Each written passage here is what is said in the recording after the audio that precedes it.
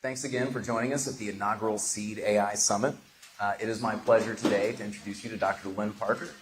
Dr. Parker is a pioneer in AI policy, and she played an integral role in numerous landmark national AI policies, including the first AI R&D strategic plan at the end of the Obama administration, the Select Committee on AI, the updated AI R&D strategic plan, and now as the founding director of the National AI Initiative Office and co-chair of the National AI Research Resource Task Force. Dr. Parker also serves as the Assistant Director of Artificial Intelligence at the White House OSTP, where she's been since 2018. She's on assignment from the University of Tennessee, Knoxville, where she is a professor of computer science and former interim dean of engineering. She served as NSF's Division Director for Information Intelligence Systems and as a distinguished research and development staff member at the Oak Ridge National Lab. She earned a PhD from MIT and is a fellow of IEEE, a fellow of AAAS, and a distinguished member of the Association for Computing Machinery. Lynne, thank you so much for taking the time to be here at the summit. I'm glad we can hear from you directly on what the federal government's doing, and it feels wild to set up the stage with somebody who I just read that bio for. So thank you. Thank you, Austin. I appreciate it. Oops, go ahead. All right. Wow. Jordan, tell me if that broke again, because it feels like it might have. All right, fabulous. Thanks. All right, well, as always, I want to plug the great work you've done around AI.gov. The site brings together the information around U.S. AI policy and includes all the documents from meetings from the NAIR task force, and browsing it will give you a sense of the magnitude of activity going on right now. Really, go there, just click the first button on the left-hand side, and it will show you everything that is happening in AI in the federal government. It is a fabulous resource. But anyways, before we get to the topic at hand, I want to ask, you have given a lot of yourself to laying the foundation for AI policy. I mean, you've really been here since the beginning. You've been through all the major moves like we just talked about. Can you tell me what inspired you to put so much of yourself into this and what your vision is for AI? Well, thanks, Austin. I appreciate it. I think, fundamentally, I'm driven by what kind of impact can we make in what we do. And I think very much for what drives me is how can I make the world a better place? And I'm also driven by a passion for artificial intelligence. I'll show my age, but I had my first class in artificial intelligence over 3 decades ago. And from that moment, I've continued to work in artificial intelligence because I'm intellectually just fascinated by it. And so the question is, how can I use my skills and my understanding, my expertise, my experience in order to try to make the world a better place? And when an opportunity came up to try to do this at the national level, recognizing that AI has gone from nobody knowing what AI was, 10 years ago, except for the experts, to today, the whole world is talking about it. And clearly, we need some organization. There are a lot of policies that need to be done. There are a lot of efforts in research and other kinds of efforts that really need attention. And so it's hard to turn down an opportunity to try to make that impact at a national level and try to get us all steered in some directions that are helpful for improving the competitiveness of the United States, improving the security of the United States, but also to make sure that we're improving quality of life. And to me, one of the really exciting things that keeps me going is the fact that when we do these things in the United States, we see that it's picked up around the world as well, and it gets that conversation going. And this is very much an international effort, international endeavor. AI doesn't have national borders. And so that's the really exciting thing, is to try to figure out how best that we can move forward in all of these areas. Well, thank you so much. Sorry, I'm excited about that. But turning to the National AI Research Resource Task Force, can you please give us a little bit of background on what that is and how it plays into the broader AI initiative? Yes, so I'm sure this audience is aware that the National AI Research Resource Task Force, and I know it does now begin to roll off my tongue. I can say NAIR, but people wonder what NAIR, I think of the old, any other products. But anyway. And so, if you think about the legislation that established the National AI Initiative Act, which became law in January, that laid out the entire National AI Initiative, which includes multiple components. One component is to make sure that the United States leads the world in AI research and development. A second goal is to make sure that we lead the world in the development and use of trustworthy AI in both the public and private sectors. And then third is to make sure that we're preparing today's workforce and the future workforce for the fact that AI is being integrated into all of society and in all of the job sectors. And so in that context, the National AI Initiative laid out a number of different areas of emphasis. But in my opinion, it doesn't lay out everything. It doesn't really lay out all the initiatives. It defines a number of actions. And so as we work through this as part of the National AI Initiative Office, which is charged by the legislation to coordinate all these activities, I think about this in 6 different pillars. One pillar is research and development. And so the efforts that we are doing across all the federal agencies in investing in fundamental research and translational research as well. A second is the research infrastructure. And so that's what the National AI Research Resource is all about, is contributing to that infrastructure. There are more aspects to the infrastructure as well, but that's an important component of it, because you can't just do research with an idea. You have to have the resources to do it beyond just the dollars. A third is in advancing the governance for trustworthy AI. And that takes a lot of different forms. It takes the form of different types of policies, maybe regulatory policies, but it also takes the form of standards, metrics, evaluation tools, a lot of best practices, and so forth. And so there's a lot wrapped up into what is advancing trustworthy AI.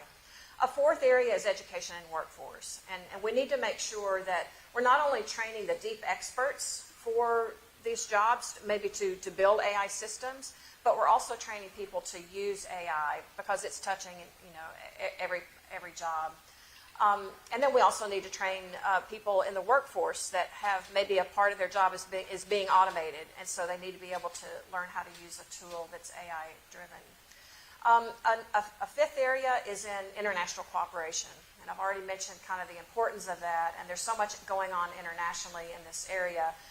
With the OECD, with the Global Partnership on AI, bilaterally, and in a lot of different fora. The UN is doing a lot, UNESCO is doing a lot, and so forth. So there's a lot of international engagement there. And then the sixth one is in government use of AI, and how do we manage and oversee the use of AI within the federal government. So that's the broad National AI Initiative. The NAIR, the National AI Research Resource, really fits into that infrastructure piece. So it's not the magic bullet to solve all of these other things. It is a resource. It's a tool. But hopefully, as we implement and envision this resource, we'll be able to tie into all of these other efforts as well. Yeah, that makes sense. And I think it makes complete sense to think about it as a foundation or a cornerstone, since I titled that before. And I love hearing that added to what we heard about before. And I want to ask, I know you've been kind of working on some fundamental questions. It was covered very well in the last task force meeting, which, by the way, the next one is Monday. Everybody tune in. Yeah. And I would be interested to know, what kind of progress you've made. We heard interesting perspectives from everybody in the last panel, and I'd be interested to know if you are kind of, getting anywhere. Yeah, so it is a challenge, and I think that the previous panel was wonderful, and they really brought up a lot of the key issues. If you think about what the challenges are that we're working on, it covers things like, well, who has access to the resource, and how do you make those decisions as to who has access to the resource? How much resource do they get?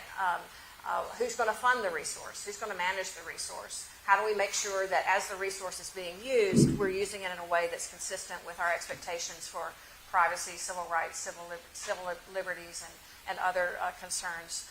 And so as we go through the task force, what we're doing, the way we're approaching it, we're on Monday, and thank you for the plug, Austin, on Monday from 11 to 5, and it's public, you can tune in.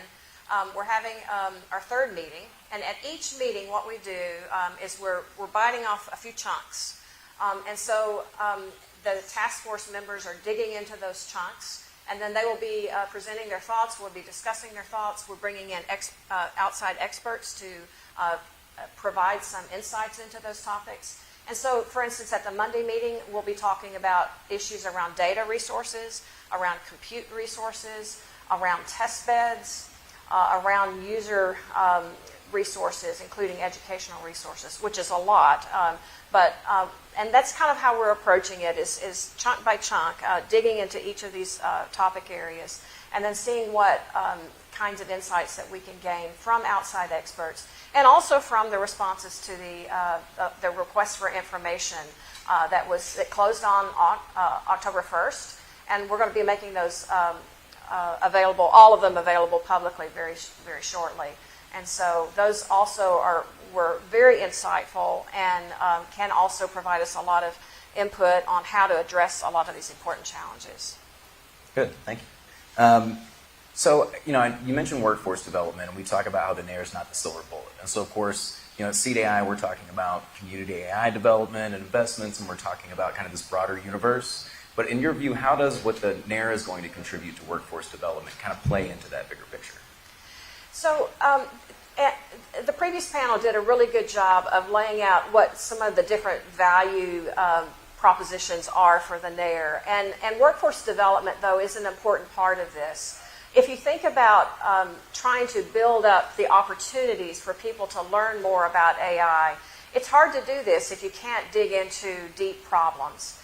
And so one of the things that the NAIR will do is not only advance the research, but it will also provide opportunities for students and others who are contributing to that research, or maybe they're students in a classroom who are benefiting from hearing about the research. They will also have some opportunities to learn by doing through having access to the resource. And so I think that kind of ripple effect, and this is fundamental to what the National Science Foundation, for instance, has done throughout its existence, is not only to advance the research, but they're also there to advance the education and workforce development. And that also is what we envision for the work of the NAIR, is that it's, yes, we want to have projects that are using the NAIR that are advancing our competitiveness, advancing innovation, but we also want to have that as a vehicle for helping build and expand access to these resources to people who otherwise would not have that access. And through that, we're training more and more people from a variety of different kinds of backgrounds, both geographically and looking at underrepresented groups from HBCUs or other minority-serving institutions. And so there are a lot of opportunities to open up the access, not only for the research, but also for the education development that will provide. So for people that are already thinking about making investments in their community or building up a big system of AI resources, and they're trying to approach a number of the different kind of categories of effect that you're looking at with NAIR, like if they want to get started now, which we all hope that they will, right? How should they think about their relationship to a future national AI research resource? Is there anything besides trying to follow the rules that are or the general principles laid out that they could do right now? And do you view that type of potentially combined effort as even general, something that we could always factor into a development system like that?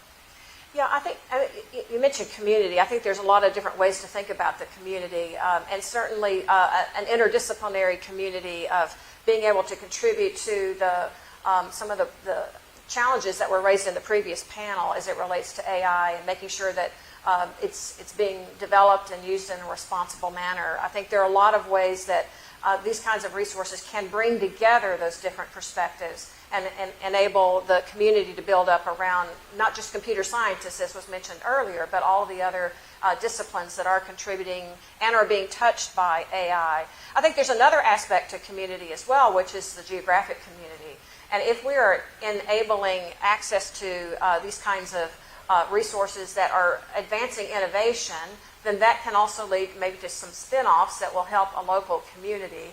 And those spin-offs may be in those local communities, and that will theoretically help address one of the challenges that we have now, which is that our innovation ecosystems within the United States tend to be situated on the coast and maybe in Austin, but not as much across the country as a whole. And so I think having the access to this resource, which is can be geographically diverse, can also have an additional ripple effect of increasing the ability of local communities to have some startup companies and benefit from the ideas that are being developed through the NAIR resource. I mean, that's exciting. We're going to have a startup panel a little bit later that's going to be really excited to hear that that's the concept about it. And I actually want to, there was a guy on Twitter that I was talking to on Jack Clark's thread who raised a pretty interesting point, which is that, we talk about resource constraints for AI, but that there are all these other fields that are like, yeah, well, we would love to have the amount of money you just spend training GPT-3 for anything. Yeah. But, I would be interested to know, I think that cross-disciplinary efforts are perhaps one of the most critical parts of AI research and development from here. Obviously not as qualified to make that statement. But what would you say to people who are thinking about, like, okay, maybe I'm an ecologist, or maybe I'm as something else, should they be thinking about kind of doing a crossover with AI program? And how much do you anticipate cross-disciplinary efforts to be part of the big picture? I think there will be a strong cross-disciplinary emphasis because, again, we've noted that AI is touching nearly every field. But I think really bringing in all of that expertise does open up the possibilities for all disciplines to advance and think a little bit differently. And I think to get started on this, it's not like the NAIR is a novel idea, frankly. The idea of scaling it to the nation is novel, and actually doing it is novel. But there are a lot of efforts across the United States right now that are related to this on a smaller scale.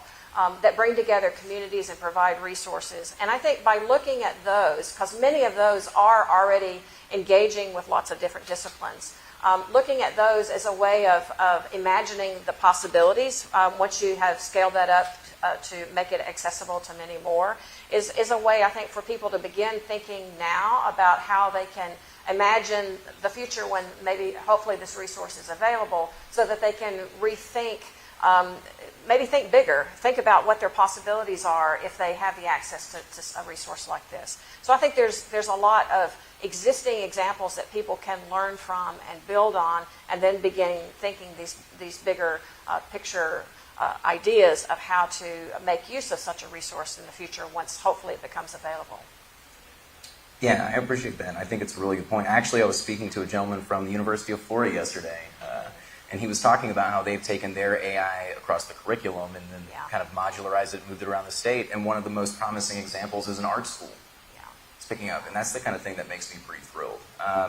So, moving down a little bit, I would say that besides the National AI Advisory Committee and the NAIR, what else should people be paying attention to in the federal government right now? So a couple of things that I'm particularly excited about. One is the work of the National Science Foundation and other agencies for the National AI Research Institutes. We now have 18 of these institutes that are spread across 40 different states and the District of Columbia. And they are interdisciplinary. They are both advancing the fundamental state of artificial intelligence, but they're also advancing kind of the use-inspired areas of research. And that would, I think, be the same for the NAIR. It will be looking at how do we transform AI itself, but how do we translate that to particular applications as well. And so the National AI Research Institutes are doing just exactly this. NSF has released their latest solicitation for FY 2022 proposals to add even more AI institutes across the country. And I know the director of NSF, Ponch, is very keen on having every state in the union involved in National AI Research Institutes. And so that's an area that has been very well received, and we're continuing to look forward to the next round of National AI Research Institutes. A second area of important work was also mentioned in the previous panel, which is the work of NIST. And NIST is doing a lot of work for the National AI Initiative as it relates to trustworthy AI. Just this week, they had a workshop, their first workshop for their AI risk management framework. And so they're working on some of those tools that are so important for us to be able to address many of the challenges that the previous panel was talking about. We may say we want to have an explainable AI system, but we need to be able to measure that. What are the metrics? What are the standards, the technical standards? And so, and what are the frameworks that will help us evaluate risk? And so I think their work is critically important for giving us those implementation tools to move from the principles, like the OECD AI principles, to practice of saying, yes, AI should be, we should make sure that AI is robust. Well, how do we know if AI is robust? How do we measure that? And so that's a line of work that's very important for advancing our understanding of how to address those challenges that the previous panel brought up.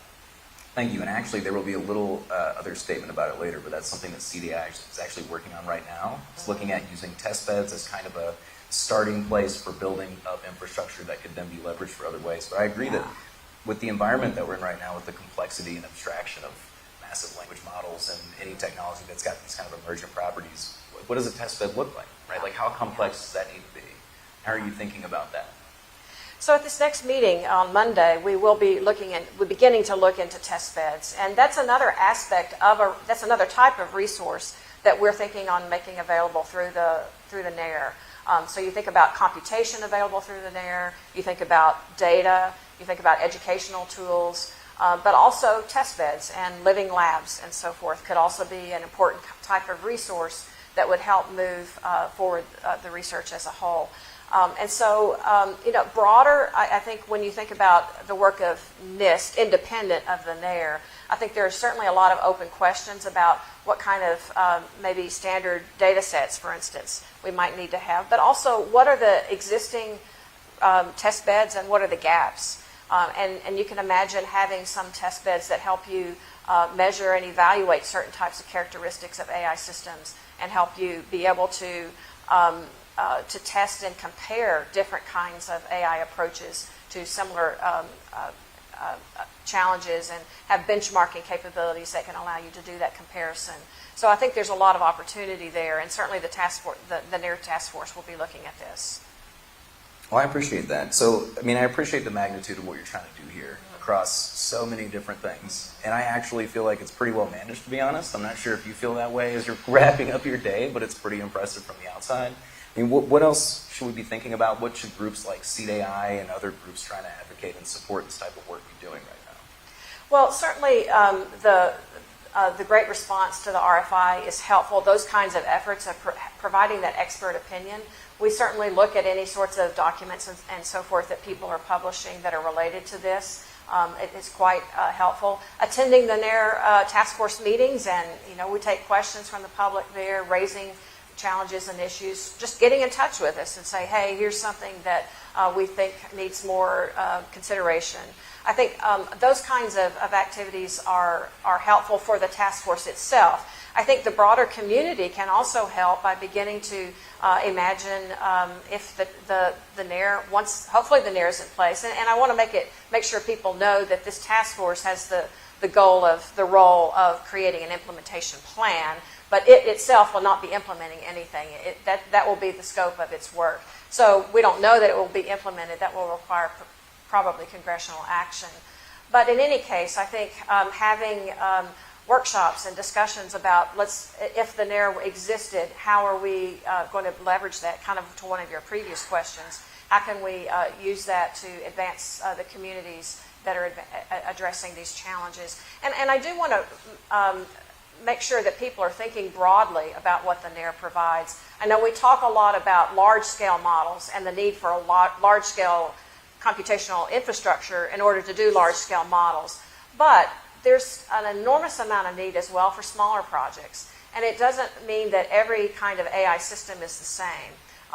Certainly the cutting edge of AI is trying to move away from large-scale data models to models that don't require as much data. So it's not that everything is big compute, big data. There are innovative ideas that don't require as much compute, don't require as much data, but they still require some compute and some data. And so you can imagine having quite a lot of projects that can make use of the NAIR as advancing those kinds of ideas. And it's not only about massive models for the NAIR. So I think having workshops and discussions around ways that the NAIR could facilitate those kinds of efforts are very informative for our efforts.